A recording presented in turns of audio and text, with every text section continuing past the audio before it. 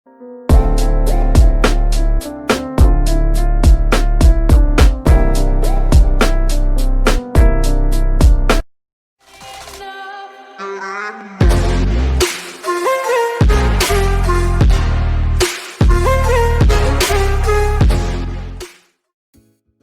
दोस्तों, आज के इस वीडियो में आपका स्वागत है।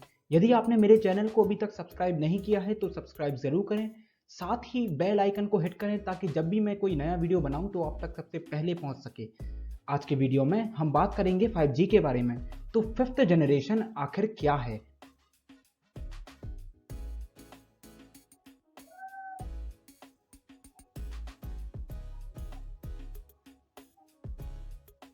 फाइव जी पे आगे बढ़ने से पहले दोस्तों हम बात करेंगे इस ग्राफ के बारे में।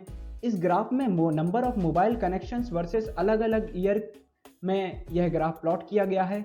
अगर आप ध्यान से देखें तो इसमें 2G, 3G और सभी नेटवर्क्स के बारे में बात की हुई है कि वह कब से चालू हुए और कितने कनेक्शंस उनने पाए। वैसे ही यह प्रेडिक्ट किया गया है कि लाइकली टू स्टार्ट 5G, यह 5G जो है 2020 तक स्टार्ट हो जाएगा, जो कि स्टार्ट अलग अलग कंट्रीज में हो चुका है। रेडियो वेव टेक्नोलॉजी के आने से एक सबसे बड़ा फायदा हुआ वह था एनालॉग सेलुलर सिस्टम का। इस सिस्टम की वजह से यह हैंडफोन्स आने लगे। तो इन फोन्स में क्या होता था, एंटीना लग जाता था और एंटीना के थ्रू सिग्नल ट्रांसफर और रिसीव होते थे। तो यह सबसे पहले ब्रिक फ़ोन आए, फिर इसके बाद मोटोरोला के ये फ़ोन आए और फिर इसके बाद ये नोकिया के कुछ फ़ोन, अलग अलग कंपनीज चलती थी इसलिए अलग अलग फ़ोन्स आए और वैसे ही स्क्रीन टच आए और फिर उसके बाद यह आने वाली जनरेशन के फ़ोन हैं। आने वाली जनरेशन यानी 5G जनरेशन के फ़ोन कुछ ऐसे दिखेंगे। अब ये क्या लिखा है इसके बारे में हम आगे जानते हैं। पिछली स्लाइड में बात की गई है फीचर्स ऑफ 5G टेक्नोलॉजी के बारे में। तो फीचर्स ऑफ 5G टेक्नोलॉजी क्या है? 100 टाइम्स मोर डिवाइसेस कनेक्टेड। इसका मतलब लोगों की कनेक्टिविटी बढ़ गई और भी ज़्यादा डिवाइसेस आ गए। फास्टर रिस्पॉन्स टाइम, बहुत ही तेज स्पीड होने के कारण रिस्पॉन्स टाइम काफ़ी फास्टर रहा। स्पीड यहाँ पे दिखाई गई है, speed up to 10 gigabits per second. यह बहुत ज़्यादा डाटा होता है। वेरी हाई कैपेसिटी, बहुत ही सारा डाटा एक साथ ले जा सकती है कम समय में। More software option to upgrade, software का अपग्रेडेशन बढ़ गया क्योंकि बहुत सारा डाटा एक साथ जा सकता है बहुत ही कम समय में। यूबिक्विटस कनेक्टिविटी, यूबिक्विटस कनेक्टिविटी मतलब होता है देशव्यापी कनेक्टिविटी, मतलब कई देशों तक पहुंच गई, मतलब पूरी दुनिया को एक साथ झंझोड़ लिया। वर्चुअली जीरो लेटेंसी, इसका कहने का मतलब है विलंब बहुत ही कम होता है, तुरंत चीजें होती हैं। तो अब हमें समझ में आया। तो यह कुछ जीवन बताया गया है कि 5G टेक्नोलॉजी के आने से कुछ ऐसा जीवन हो जाएगा हमारा। 5G ज्यादा डेटा और स्पीड दोनों साथ में लेके आया। तो ऐसा क्यों? वाई? ऐसा 5G सिग्नल के बैंडविड्थ के कारण है। बैंडविड्थ सोशली अलग डिफाइन होती है और फिजिकली अलग डिफाइन होती है। सोशली बैंडविड्थ की डेफिनेशन होती है data transfer per unit second, जो कि about 10 to 20 gigabits per second है 5G का। वैसे ही फिजिकली अगर हम बात करें तो फिजिक्स की लैंग्वेज में यह फ्रीक्वेंसी की रेंज को बताता है बेसिकली कि सिग्नल की फ्रीक्वेंसी रेंज कितनी है। तो 5G सिग्नल की जो रेंज है वह है 24.25 गीगाहर्ट्ज से लेके 52.6 गीगाहर्ट्ज तक। सबसे पहले हम बात करेंगे डाटा ट्रांसफर पर सेकेंड के कंटेक्स्ट में। हम 4G और 5G दोनों का कंपैरिजन करेंगे। तो सबसे पहले 5G की बात, 5G में लगभग 20 gigabits per second data transfer हो सकता है। वैसे ही अगर हम 4G की बात करें तो 4G में लगभग 50 to 60 मेगाबाइट्स तक डाटा ट्रांसफर हो सकता है। तो यह लगभग 22 टाइम्स ज़्यादा डाटा ट्रांसफर कर रहा है 5G। तो यह इसका एक फीचर है। अब हम बात करेंगे फ्रीक्वेंसी रेंज के बेसिस पे। फ्रीक्वेंसी रेंज के बेसिस पे हम 5G और 4G दोनों की बात करेंगे। तो सबसे पहले अगर हम देखें तो 5G में उतने ही लोगों का सिग्नल को जाने के लिए काफ़ी बड़ा स्पेक्ट्रम है, काफ़ी बड़ा है। अगर आप देखें तो यह बहुत ज़्यादा बड़ा स्पेक्ट्रम है। अगर हम 4G की बात करें तो इसके पास काफ़ी छोटा स्पेक्ट्रम है उतने ही ज़्यादा सिग्नल जाने के लिए। तो हम बोल सकते हैं कि 5G का यह भी एक फीचर है। Problem is frequency is inversely proportional to range. अब ये क्या है? पिछले स्लाइड में बेसिकली यह बताया गया है कि यदि हम एक 5G का टावर लगाते हैं और एक 4G का टावर लगाते हैं तो 5G काफ़ी कम एरिया कवर कर पाएगा एज कम्पेयर टू 4G। यह इसलिए क्योंकि 5G के सिग्नल की जो फ्रिक्वेंसी होती है वो बहुत ज़्यादा है एज कम्पेयर टू 4G के सिग्नल की फ्रिक्वेंसी।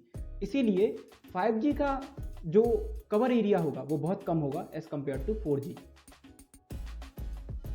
अब समझ में आया। The countries with 5G network, तो आखिर किन किन कंट्रीज में 5G नेटवर्क अभी एज ऑन अप्रैल 2020 अवेलेबल है?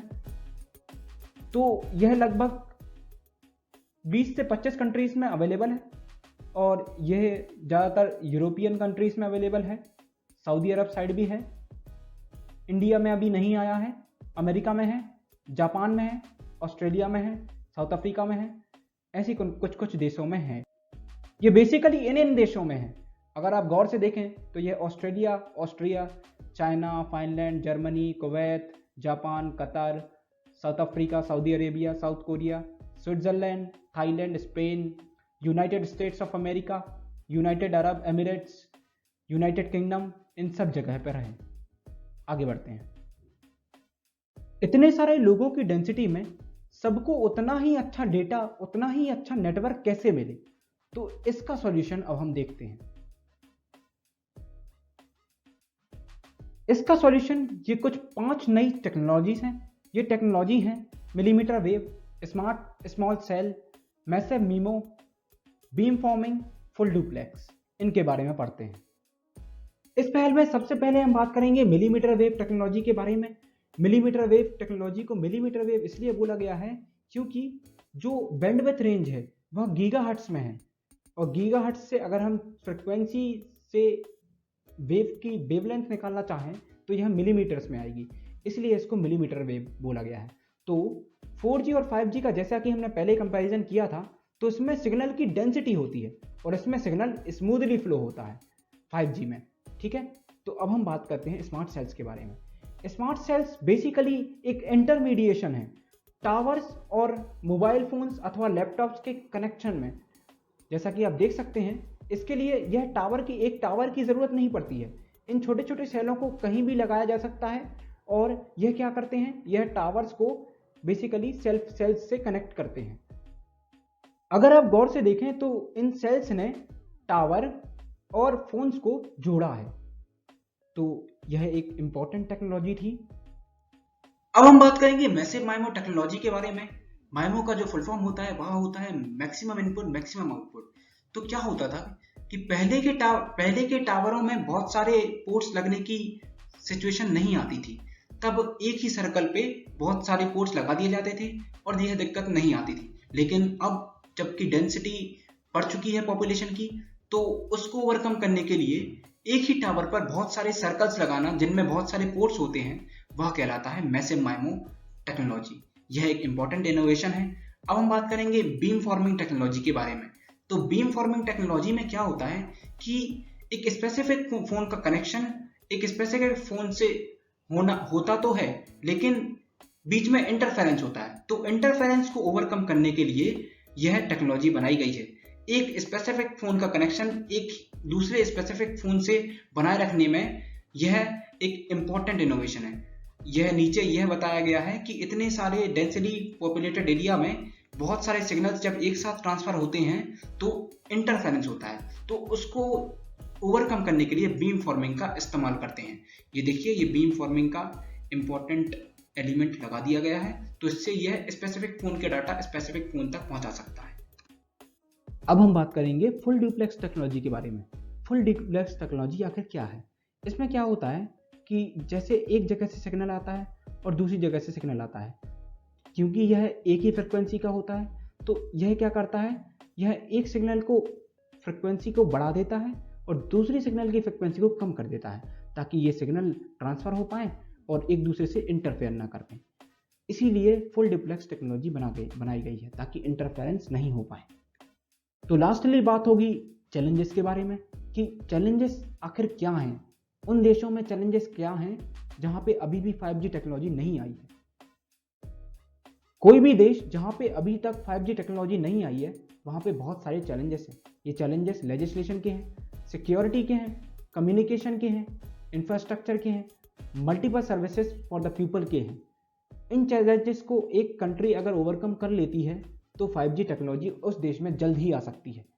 धन्यवाद दोस्तों आपका, जो आपने अभी तक इतना बेसब्री से इंतज़ार किया। वीडियो ख़त्म हो चुका है, आशा है आपको अच्छा लगा होगा। प्लीज़ लाइक करिए, शेयर करिए मेरे इस वीडियो को, साथ ही मेरे चैनल को सब्सक्राइब करिए ताकि जो भी वीडियो मैं बनाऊं आप तक जल्दी से जल्दी पहुंच सके। धन्यवाद।